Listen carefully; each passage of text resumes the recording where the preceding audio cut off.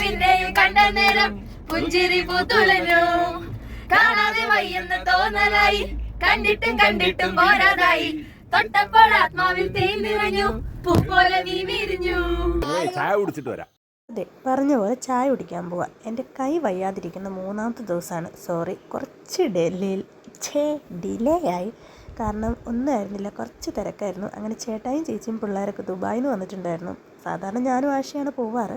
അങ്ങനെ അവരോട് വർത്തമാനം പറഞ്ഞപ്പോൾ ആഷി വിളിച്ചത് നമുക്ക് പോകാമെന്ന് പറഞ്ഞു. ഞാൻ വന്നില്ല എന്ന് പറഞ്ഞപ്പോൾ ചേട്ടായി പറഞ്ഞു നമുക്ക് പോകാമെന്ന്. അങ്ങനെ നമ്മുടെ ഇവിടെ തന്നെയുള്ള UK ഉള്ളേരിക്കുന്ന് പോയാണ് ഞങ്ങൾ ചായ കുടിച്ചത്. നല്ല സൂപ്പർ പരിപ്പോടെയും ചായയൊക്കെ കുടിച്ചു. ചായയും കാപ്പിയൊക്കെ ഉണ്ട് കേട്ടോ. അവരപ്പം തന്നെ നമുക്ക് ഉണ്ടാക്കി തരുവാണ്. നല്ല അടിപൊളി ഒരു സ്ഥലമാണ്. ഇതിനു മുമ്പ് ഞാൻ വീഡിയോ ചെയ്തിട്ടുള്ളതാണ് ഉള്ളേരിക്കുന്നത്. ഒരിടയ്ക്ക് ഇൻസ്റ്റാഗ്രാമിൽ ഭയങ്കര ട്രെൻഡിങ് ആയിരുന്നു ആ സ്ഥലം എന്ന് പറയുന്നത്. ഭയങ്കര ഭംഗിയാണ്. ഞങ്ങൾ പോന്നപ്പോൾ രാത്രി 8 മണിയായി. അവിടെ ഒരു ചെറിയ കടയാണ്, എനിക്ക് അറിയാവുന്നൊരു ചേച്ചിയാണ് കേട്ടോ. പക്ഷെ ഭയങ്കര ടേസ്റ്റായിരുന്നു. അവർ തന്നെ ഉണ്ടാക്കി അപ്പം നമുക്ക് തരുന്ന സാധനം നമ്മൾ അപ്പം തിന്നുമായിരുന്നു കേട്ടോ.